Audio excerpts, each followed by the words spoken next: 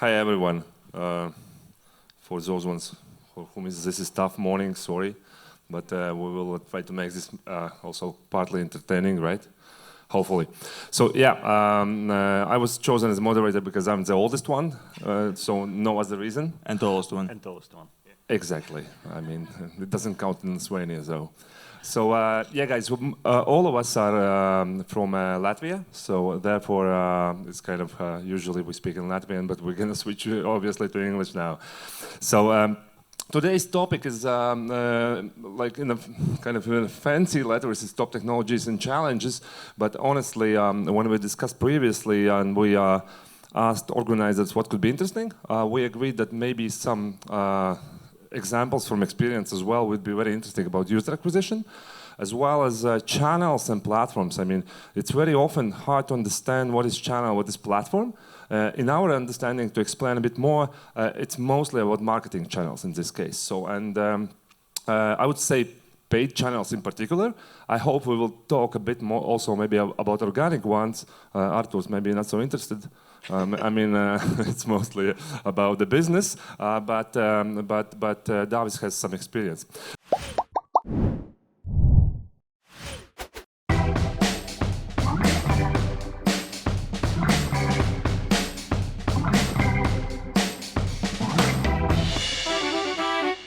Okay, guys, let's kick this off, and I have questions listed.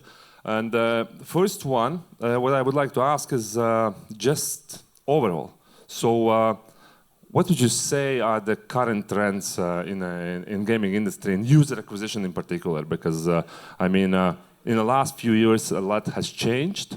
I mean, your channels also grew, and Davis, you saw some kind of trends as well. So guys, maybe you can share what you would say are the top trends that you would like to highlight to everyone what's happening now. Yeah, so let me start if you don't mind. So the gaming industry as such is really thriving, and we can see it from the numbers, especially for this year. The gaming industry grew to record high $200 billion in consumer spend, which is insane number, and it's not stopping. And for sure we have like the main leading types of the industries from the gaming, from the PC and console, right, which is like almost fourth part of all the pie in terms of the consumer spend. It's all of that, like new engines, new features which are being released, helps developers to create the new types of the ways how to interact with the games, the new technologies they're implementing.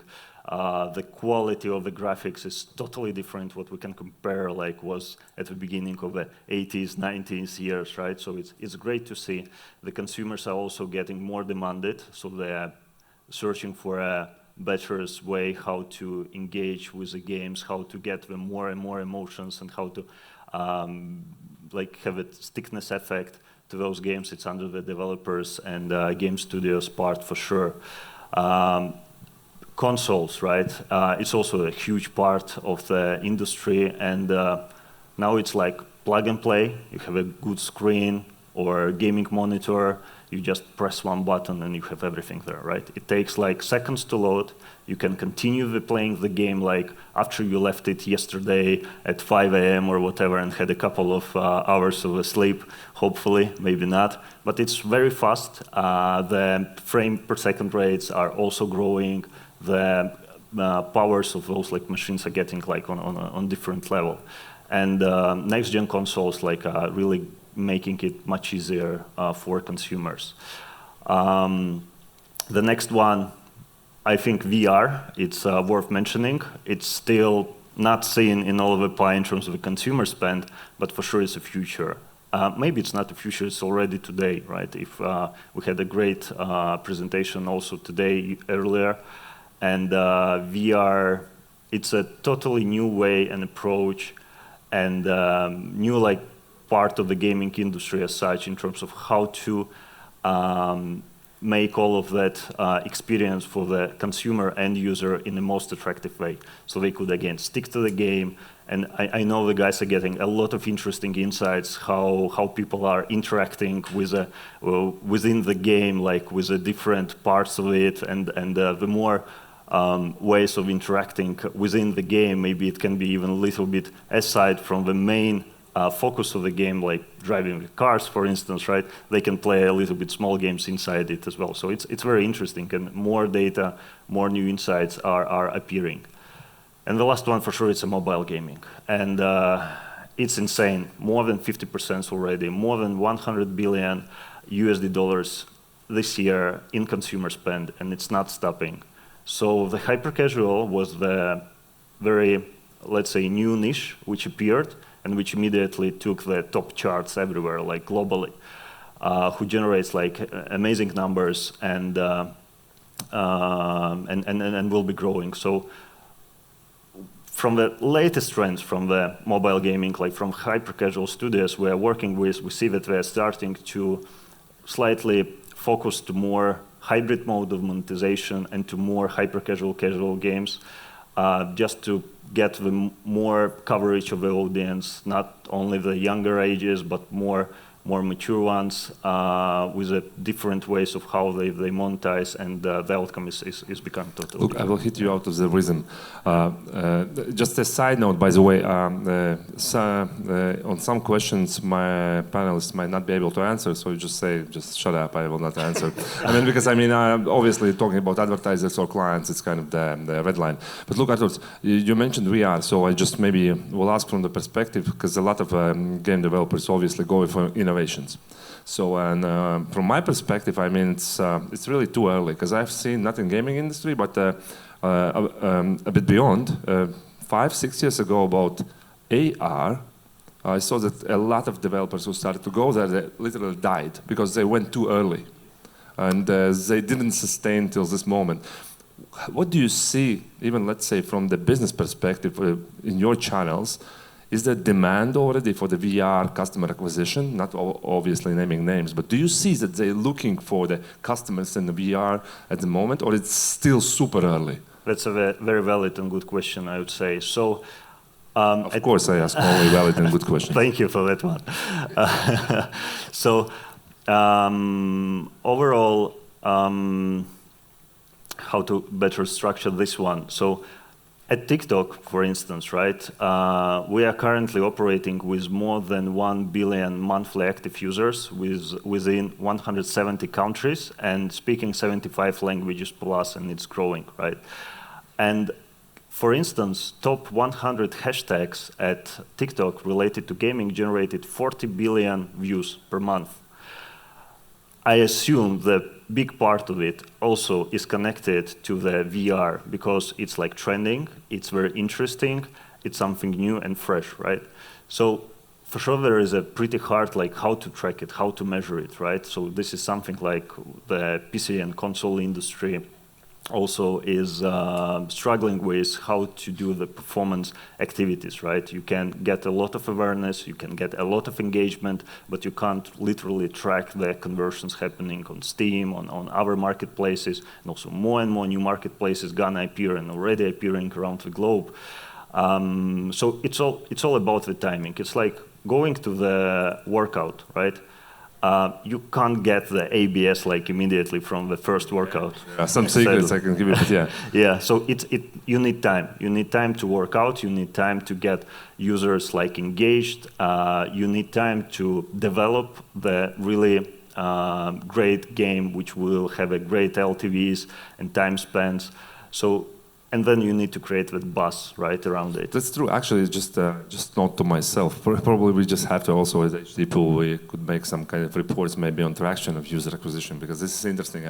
How much is it still, sorry for my French, bullshit, and how much is already there? So switching to you, Davis, you mentioned tracking. I know that you, Davis, you're leading like big projects lately, and gaming in particular, and you had some certain pains in a way.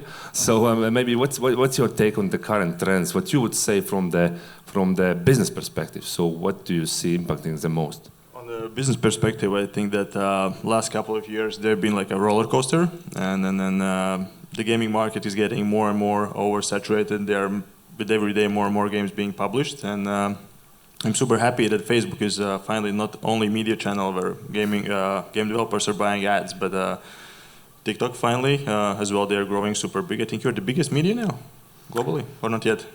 Will be soon. Pretty soon, yeah. So basically, they are. You guys calculate that. What are the numbers? But okay, yeah. But yeah, so basically, the audience is growing on TikTok. There are no more youngsters only. There are adults with big fat credit cards who are ready to spend money.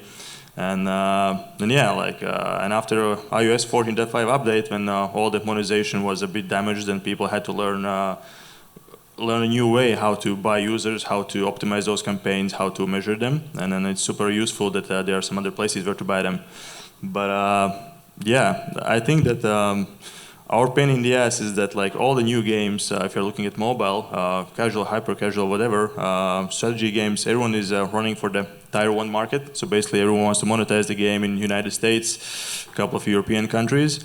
Then in the last couple of years, I think the most hottest trend from my point of view is play to earn and skill-based cash games, because basically guys have finally found a way how to monetize Tier 3 markets like Southeast Asia, Latin America, Africa, where usually free-to-play games, they don't go there and monetize because people are not used to unlocking digital content there. But if you make an environment where a guy can play against another guy and stake $1 and get something in return, they are super happy about it. And I think that's the next big thing right now. I guess I will ask you later on about this play to earn. Obviously, it's a kind of interest of yours. But honestly, guys, I will ask Davs, because for me, it's still, I think a lot of guys are shy to ask those questions about, what exactly, for example, you're doing afterwards. You can explain the logic why you also mentioned play to earn. Because I found it really interesting, and for certain markets, I think it's a good strategy. And certain businesses which might otherwise fail could use maybe your ideas, guys.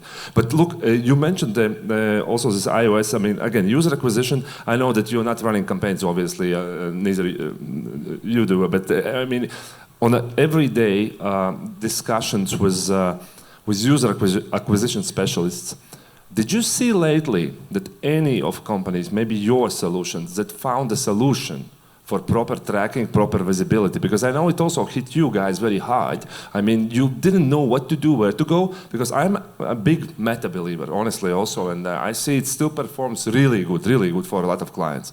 But of course, the hit was very hard. Everyone tried to adapt. We have seen actually across HTTPOOL and Aleph Group, we consist a lot of clients that adapted pretty well. But do you know, actually, there is anyone who found a solution and they say, oh, whatever, iOS 14 is not an issue for me anymore? There are guys, yeah, but so the biggest thing I think is that for our games, which we ran the UA for, was that we had a pretty big and complex game where the perfect payback window would be approximately 1.5 years or a half year, and then it's super hard to build those LTV models, but I saw a lot of guys with casual and hyper-casual games who just found a way, with buying broader audiences and trusting more the automated settings, and then basically they were able to bring in decent users and to monetize them, because how I see the biggest thing in in user acquisition nowadays, I think that especially in Facebook, the creative is the king. So basically, if there's a recommendation from my side, you just have to run super crazy tests with user acquisition, because you can build as good a game as you want, but nowadays when the market is so saturated, it's not enough that you have a great game and you just show the gameplay of your game. That's not how it works. So basically, there are some crazy stuff gaming companies are showing in the ads, and the ad is the reason why you download the game. They don't give a shit about the game. So basically, you show something what's totally not related to your game, you get a click, you install the game, and then it's matter of game design, how quickly can you put the hook in the player's mouth and then try to pull him in. If you look at match 3 games, look what kind of crazy stuff they are showing, and in none of the ads they are matching 3 balls in a row, and they're showing how. You mentioned LTV models, and I guess for those ones who are listening, probably interested in user acquisition, and I guess a lot of buzzwords around, and marketers showing the LTV models, Excel, all that stuff, maybe some nice tracking tools. But in reality, if I would ask you guys both, it's a tricky question because all of your clients will think that, oh shit, he thinks that I'm not good enough. But in reality, How many cases you have seen that somebody is opening and explaining, okay, we're going to start with UA like this, we have LTV model like this, we know everything, like all the calculations, unit economics done properly. How many cases you have, or percentage you would say from the existing gaming clients you see? Where do you see like the full circle and really believe in that? Not just, you know, Excel does the job, so. I would say that hyper-casual industry really nailed the adoption and the rates of the opt-in rates, right? To be able to track the users afterwards. They're reaching up to like 50% plus of the opt-in rates, and they really nailed it. They're doing it like in a very decent ways with how to like make the pop-ups windows, right, to get the users applied for it. And when you have already 50% of the audience, you can create different models, right? You can make a lot of assumptions from the BI, from the data you're receiving to create the next models and users' behaviors and to analyze all the data. It's a lot of work for sure for the engineering team, for BI teams, like how to understand the data, how to understand the users. And here, the main one for sure is first-party data, which is not so relevant for hyper-casuals, I would say, more to the mid-core, hardcore social casinos, like where you can really operate with more signals, more parameters to understand your audience needs, how do they interact with it, and how to finally convert them to paid users, for instance. You would be higher than any company because you're very convincing. But Davis, what's the reality? I mean, because you saw that. You saw, and we discussed with you a while ago that the challenge. Honestly, what I see is in most of the companies, a lot of guys are hiring super professionals from super companies, very good at user acquisition, on the other hand, very good on in-game monetization. But when it comes to make it very holistic, another buzzword, so make it very holistic, it's really challenging because those guys very often don't talk to those guys. Can you comment on that one, Davis? On reality? I think if you manage to hire a great guy from huge company, then there's something wrong with him because those guys are not changing wherever they work. But we've been actually working, with I'm not going to mention the companies, but like from the huge guys, and then senior user acquisition guys came to us, and each of them had like a different recipe how to make it, and then how to get those users and how to monetize them better. But like there were no two same recipes, but like you can see the basically guys, what they have done, they have like spent years while the game was still in development, and in soft launches they spent years building a model which works for them, and as soon as those guys try to implement the same model to different games, it just doesn't work. You just have to patiently sit and build a game, like you have to run the test since day one. Basically, for example, you don't have any monetization in yet, but like basically you already run UA, you try to understand how to first get their attention, and then that's it. And like I think like you cannot scale user acquisition if you haven't spent a year building the model and like finally gaining some kind of confidence that this thing will work. It's like in e-commerce maybe you can say that like the business model, I don't know, for not really. One cosmetics brand is going to work something similar, but for gaming it's totally different. No, not really, exactly, because I totally agree with you, because what I've seen also, and my colleagues have told me, in a lot of cases, of course, it's very tempting to hire somebody with experience, but it's not like never, but very rarely you see that, whatever worked for the other company, other product in gaming works for this one. Obviously, guys know a bit more, they can do a bit more faster, better, but still it should be done, everything should be done from scratch. It's my opinion, I mean, because it's the same as in media industry, in marketing, it's, this ex-Google, ex-Facebook, when people put on the LinkedIn, I mean, that's crazy stuff. I mean, so what, man, come on. So you can get to the basics at the beginning, right? Just you settled up the basics, which are common for everyone. But then comes like the reality, and you need to adjust constantly, like your ways, how you analyze the data, how you make decisions on them, how you work with the UI, with the monetization parts, just to make sure that everyone is on the same page and working in a closed like ecosystem, in a closed bubble. Yes, so basically it's all about template and framework. So sorry if you guys are experienced guys from big companies, we suggest maybe not to run for you so much, but just be very smart about hirings. Look, Davis already shared maybe some, in a way, tips what to do for marketers, because I agree with you. Creative now, it's maybe again it's buzzword. Creative is a king, but it is king because we're half blind now in a way as marketers. But what would you say, Arturs? What would be your top tips now? I mean, not so generic, maybe not like ever like 80/80s marketing suggestion, but literally now what you would suggest to do marketers in gaming. Yeah. So as Davis also mentioned, diversification of the media channels, right? It's not only the one big brother and player now in a house, right, where you can test out and launch new titles and games. There are more, right? And it's not only the TikTok, there are much more out there who have a different coverage of like geo, different coverage of the audience, and UA managers, monetization managers should understand like all of the parts of those channels they're able to work with.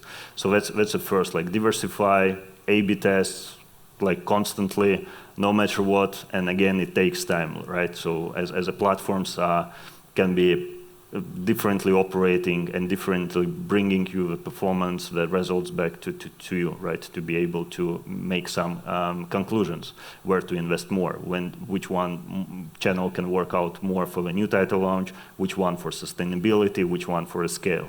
So it's a big sea of the different places where you can test out and try out and need to be done constantly. And creatives, it is a king, right? It is a king, and I like my feeling, and I would say like we at TikTok, we totally changed how the creative is looking nowadays. It's fully authentic, it goes fully organically with your For You feed. You can't even understand what you're looking for. Some creator made a great content, or how he's riding the skateboard, or is it an ad, right? And it can be an ad, and you can't really feel it. And you can see it like it's now happening everywhere on all other channels. They become more authentic. They don't need to be super heavy in terms of like production. Of course, you can invest a lot in production, but it can maybe not pay out even that better way than it will be very simple, authentic, shoot from your iPhone, like mobile phone, and that's it, and that's already enough. What did you say is, but just came into my mind about the maturity of ability to create creatives for TikTok? Because look, Meta has done tremendous job, I mean, educating market, and I think a lot of marketers, if we have any room, know pretty well what to do with Meta channels or Google maybe. But how would you evaluate now maturity with TikTok? I mean, I know the whole, basics, you just keep repeating, but in reality, how good are now marketers with creatives in TikTok? This is something new for marketers, I would say. How to really create, first of all, it's not statics, it's video, and how to involve real people and connect the actions they're doing in video in an entertaining way to be connected to the game itself, right? So with a match free, as you mentioned, there are a lot of like trends around it at TikTok, and those videos totally doesn't contain even any gameplay in it, and they're performing super well. There are like two guys who are jumping on the colors, right? And that's it, that's enough. It's very easy to consume for a user, and it's very engaging, and it's very entertaining way.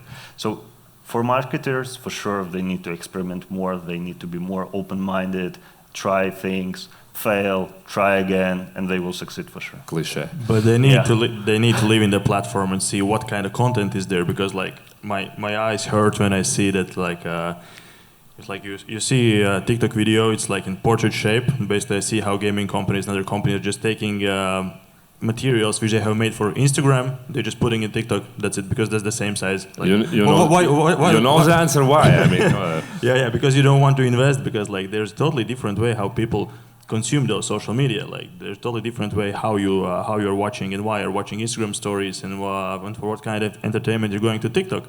It might be the same person, but he's going there for different content. But you have to adapt the thing you're showing. It's, by the way, a very interesting topic about the creativeness or creative production for gaming and game developers, because in my opinion, I always thought, okay guys, you have actually a lot of graphic designers, basically you should have in-house. You have capabilities, knowledge, but somehow it doesn't end up pretty well, at least a lot of cases, to the advertising. Because other industries, they're struggling with creative. Let's say e-commerce, I mean, in general, in the best case scenarios, they have, I don't know, somebody who is shooting photos, like office assistant or something like that. But then you guys usually have graphic designers, so therefore I'm just wondering why.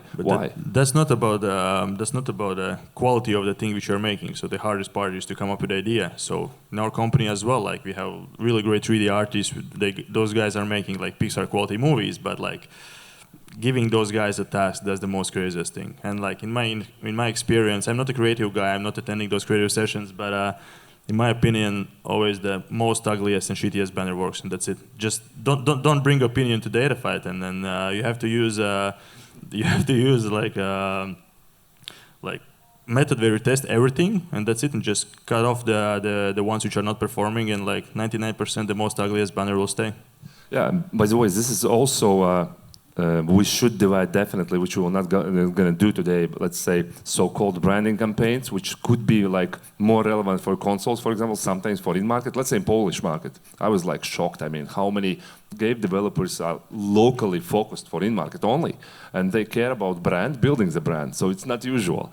For those ones, obviously, creatives and the approach makes difference. I mean, also brand safety in a way. But direct response, I mean, performance, I totally agree with you. I would like to disagree. But what I see from the clients spending like 20, 30, 40, 100 million per year, it's unfortunately true. So look, guys, regarding also tips, what I would like to somehow pull out of you regarding markets. Because usually whoever produces new games, new ideas, just running to the holy grail, I mean, you know where. So as we see, not only, again, in HTTPOOL, we see like more than 10,000 advertisers daily. So we see also not only gaming, but let's say high competitive worldwide companies like Micromobility, I don't know, another 10th company of scooter, so going somewhere. They're really now looking for new markets, not so penetrated maybe.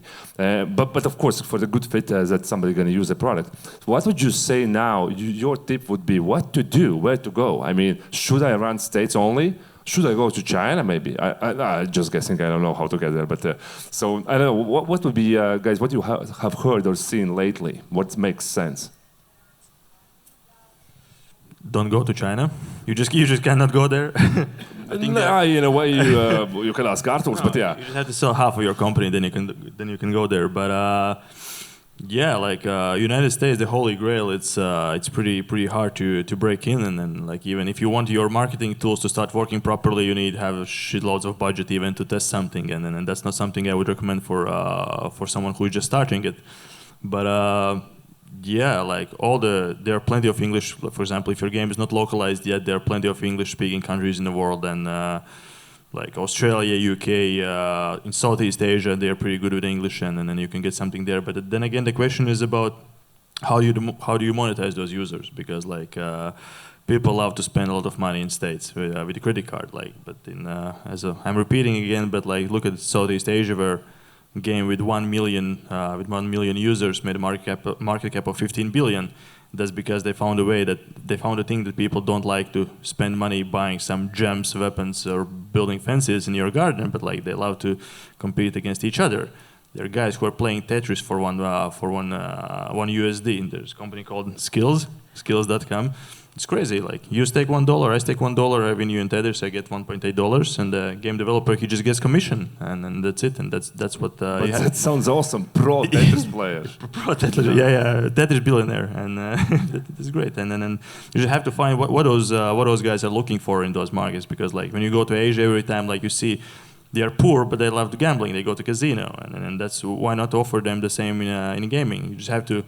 As a game developer, like what I'm struggling with for the last years is that you have to rewire your brain, and because in those cash-based skill games or play-turn games, like usually as a traditional game developer, your mindset is that player comes in and you have to rob him, take as much money from player as you can.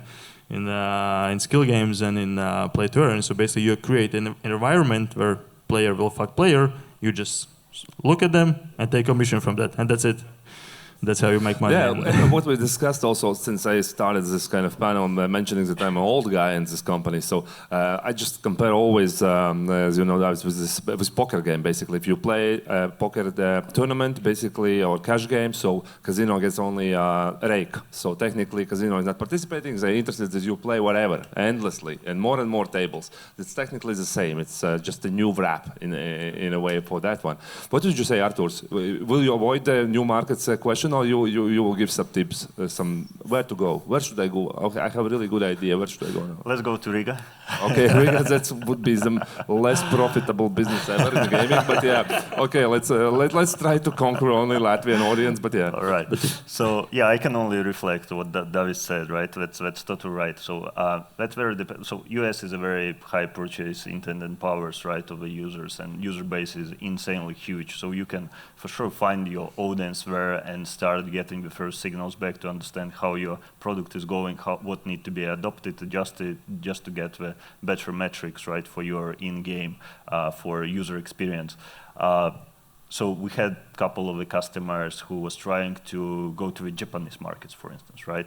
And they didn't succeed it. They was doing all the localizations. They invested a lot of time, money, human resources in terms of the creatives, in terms of redesigning, reshuffling all the game logics, how it looks like all the colors, etc., etc. It took like them a lot of time. They started like doing QA and they failed, right?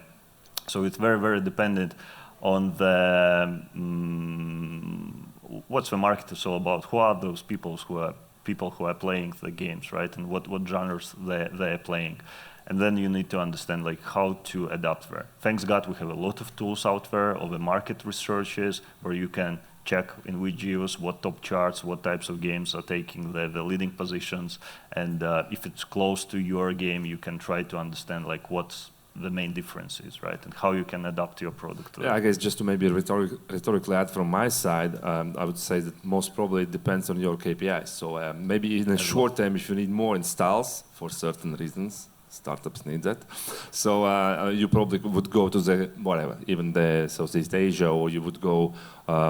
Just an example, South Africa, because it's very interesting, by the way, that South Africa is one of the few markets in English-speaking markets which is super cheap in terms of installs. So if you want to test traction, so you can do that in those markets, but obviously there is no long-term money. And second one, maybe just which obviously you're not allowed to mention, is about selection of channels. But I would say you mentioned Japan, so Japan would be a completely different channel mix, where again you should probably ask professionals what would be the easiest way. For example, Japan Twitter is quite effective, honestly, on the app installs, for example. So I guess, yeah, I agree that the state is holy grail still. So we come to conclusion you still have to run to the United States, right? I mean, we kind of, when we talk in other environment, we just discuss. When we talk about money now, just go to the United States. I would say Turkey. I've heard a lot of great news. Turkey. A lot of people, yeah, love spending money as well. Okay. They're Muslims, but still super European, and then they don't basically they don't require any creative and product localization, because like. I've been in so many great conversations with our like those community managers, where people are writing to our game studio and complaining about a game, and then in Muslim countries, like, how can it be that woman is carrying a gun in your game? Like, it's not acceptable and stuff like that. And like you cannot show that woman is walking around and shooting guys, or I don't know. Totally makes sense. There are a lot of such things that you have to super pay attention to. And like if you're talking about APAC countries, like they're just like totally different. Like culture they're consuming. Like if you open, for example, I love Korean game studios. They're super great guys. They build great games. But you open the game, you see it's like made in Korea. It looks Korean. Like you just cannot draw those Western characters and cowboys and Indians and show to them. They'll not play the game.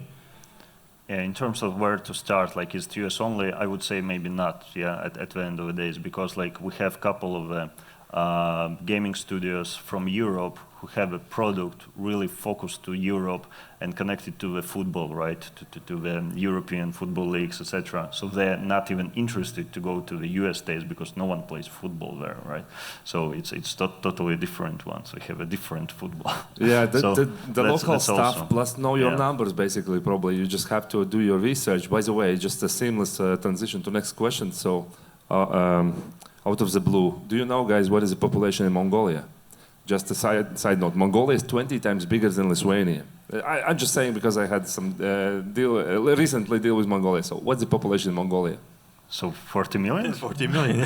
Who knows what's the population in Mongolia? Somebody is better in geography. 3.1 million, but 20 times bigger than Lithuania. I mean, when I was... I thought it's 20 times bigger in terms of population. No. In terms of the territory. So, I mean, again, if you look at that, there should be something. It's like, it's Central Asia, it's like huge territory, but then it looks like 3 million GDP, just twice bigger than Uzbekistan, and so, no, I'm not going there. So, I mean, in terms of business. Next question, what already you guys kind of touched, which I would like to hear answer, if you know, what's next? I mean, what do you feel regarding the channels, user acquisition channels? Now we talk more about the walled gardens in a way, if we may say so, that TikTok is in a way also going to be, or it already is like walled garden if you look at the big platforms. So what would you say, guys, what do you see as the next, I mean, not only in terms of channels, but maybe of UA acquisition in a form or type or something like that? What should we expect? Want to cover? This is going to be super interesting. Like I have a couple of things in my mind. First thing is I want to jump back to the very first question when you asked about the VR. I think that it's still too early, but like you need to sell the devices first. And once someone will sell the devices, the games will come, because there's no content in stores, because like there are no glasses to consumers, and that's it. And as soon as you have some numbers, how many people are using VR headsets, they're gonna start to port the games to VR super fast. And I have to ask you, because you're close to Meta, like what's their big plan? Because they bought Oculus, and obviously they're building something, basically something super huge. They're gonna force us to have that set of glasses at our home. And I think at that point, when they're gonna get much more affordable, I think. After Meta bought them, the price dropped from $400 to $200. Basically, they're the same like PlayStation. They're giving the hardware away for free, basically, and without any margin, and that's it. And once they get this thing covered somehow, the game's gonna follow. But regarding user acquisition channels, like I'm keeping my eye on. I have like, I think a new favorite one. It's called Share It. Because like I love it as well. We have it in portfolio. Like first time when I met with those guys, like always when you're a gaming studio, someone is trying to call you and show you some new user acquisition channels or some services, and like it's basically always the same old, just in new packaging. And this time I was like sitting and wow, how does this thing works? I don't know, guys, if you know Share, but basically it's like on iPhone you have AirDrop, so I can send Māris some pictures from last night or something. But that's like an AirDrop for Android. Basically, you have an app on your phone, and you can basically, if you have a game on your phone which you are playing or whatever, what app, you just share this app with users around you. And basically in Africa, Southeast Asia, where there are places where they're living huge communities and guys basically sitting and playing some games, but the web coverage is not so good. So basically, if you love the game, you send the game to your friends, and that's it. And those guys are connected with Google Play. And I know that as soon as I send a game to you, you start playing it, and install counts on Google Play as well. So basically, Google knows that you downloaded the game. And so basically, you don't need internet anymore to share apps around you, and that's it. And basically, if you're talking about those games, where you earn money, and the more people join in your team, the more money you can earn, and this way you can send them game like super easy and within 1 second. I think that this thing is going to expand like something huge. There could be something, but yeah, let's see. Again, it's like you never know before you know. It's very simple. I just want to keep my eye on it and see how, because the idea is like super great, and let's see how it turns out. And now, I mean, it's growing. I mean, we see now it's still growing. So to reiterate maybe questions so that Arturs can participate in this kind of discussion about new channels, I will just redefine question. It's not only about new channels, maybe about new trends in a way, how marketers' life gonna change. So look, I'm gonna give you one example what I believe in. I believe that now, very soon, which is I'm still surprised, how also in gaming industry, we started with these models, LTV, everything, it's very manual, still very manual. I mean, I'm super surprised. I believe in automation. So even though after iOS 14, we have seen some couple of huge advertisers actually pulling back. They used to rely a lot of optimization automation. Now they're pulling back to the kind of old school way to approach campaigns, user acquisition campaigns.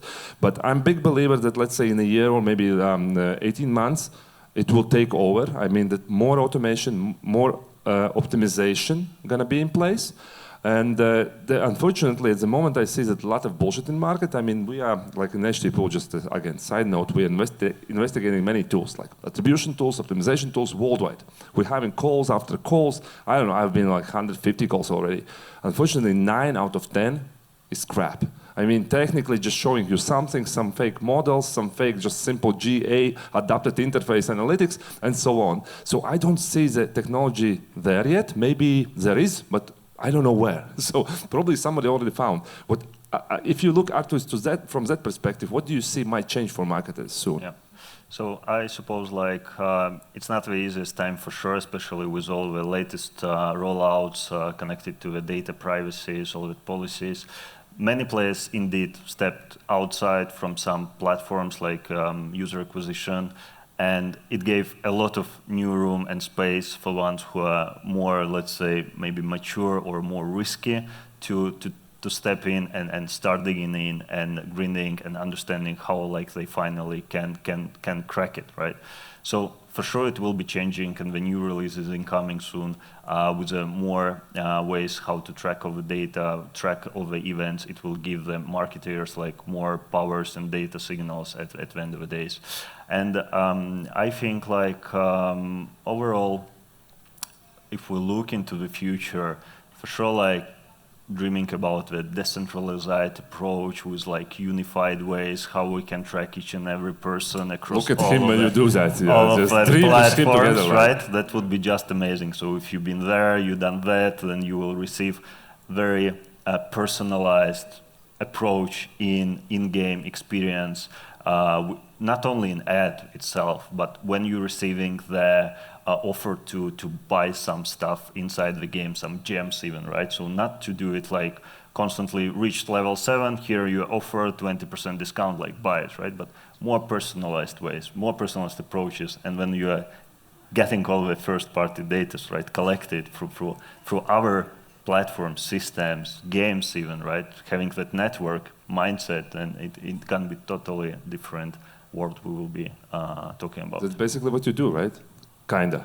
Kinda, yeah. But like, I totally agree, yeah. Like, but I hate those people who are not opting in, and then they're not sharing any data because of them I'm seeing ads I'm not interested in, and I'm willing to let any meta engineer to sleep on my sofa and collect data about me, and so I can see the ads which I'm interested in. And by the way, it sounds very geeky, but guys, let's celebrate Google postponed cookie killing till 2024. Because you were drinking yesterday, you didn't read the news.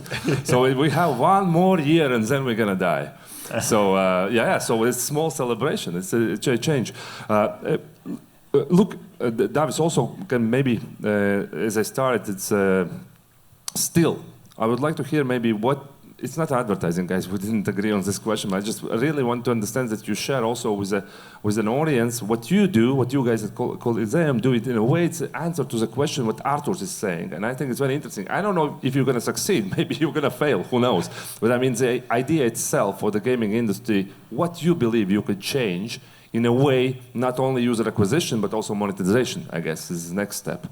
Yeah, so the very essence of Colizeum was that a couple of years ago we saw how the world is changing, and it's getting much more complicated to get those users. And when I spoke with some huge publishers and small game developers, like it's super painful to listen that I think it was in 2020 or 2021 that when you submit your game to third-party publisher, one game out of 60 gets published, like it sees the sunlight. It means like 1 out of 60. Yeah, it means like 59 games where people like worked on the game, invested money and time, it just gets thrown out, and that's it. And okay, maybe there are some shitty games, but maybe I've seen myself what are the requirements if you want to submit your game to the huge publisher, and like crazy metrics. And for example, if you don't match one metric, that's it, your game is being thrown out. And then we see this pain, and we see that, for example, if you have a good game and if you don't want to sell your ass to a third-party guy, and you need to run the user acquisition yourself and start running ads in states,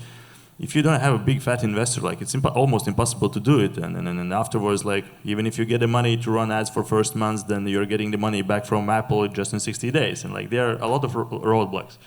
And what we started to do is basically we saw how this play-to-earn trend is developing, that people in Tier 3 markets are starting to play the games in order to get money there, and they're forming guilds, and there are guys who are just paying other guys to play games for them. And we are building a solution which traditional game developer without any prior knowledge in blockchain can implement in their traditional games, and this way they can enable monetized game modes. Basically, if you have a game which is not performing so well, or it's not running anymore, like take the SDK. Or maybe it's shitty game. Yeah, it's shitty game. Take the SDK, put it inside, and that's it. And people in Southeast Asia will play the game and try to earn money with it. So basically, what we're doing, we have an SDK, which you plug in the game. It enables tokenized game modes. You can mint your in-game assets as NFTs, etc. But basically, the long run is to have a decentralized app store. So basically, you go into a website, log in your MetaMask, attach your wallet, and get some tokens, and you just with those tokens you walk around any of those games in this ecosystem and play the game. I know I won you in Tetris. That's it. I'm going to after that to some other game, and yeah. That's an easy target to get in Tetris. That's exactly what's going to happen as well about the marketplaces. We'll have more and more diverse marketplaces focused to the different regions, locations, people, audience, right, etc., where you can publish your game, when you can get the needed installs, downloads, etc. But do you think it's a good thing? It's a good thing. It will create a more healthy environment, I would say, for the we don't have a big choice currently now, right? But it will create a more healthy and competitive environment afterwards. At the end of the day, because it never happened yet, right? It will happen. They will appear, and then for sure, couple of only will stay. But yet again, with the VR you mentioned, right? It's a closed garden walls, internal ecosystem. You own the gadget, you own the device, you own the marketplace, you own everything. Yeah, totally agree. I mean, it's just a more rhetorical question because, Davis mentioned, for example, one of the stores, the all monetization process, let's say when you get back money in 60 days. I mean, we have a couple of bootstrapping companies to calculate at least the runway, because it's crazy stuff. It's really hard to calculate properly how you can grow. So we see on our sophisticated digital screen 0 minutes. I'm so that's nice. That's nice. That's really nice. I love it actually. It's very clear.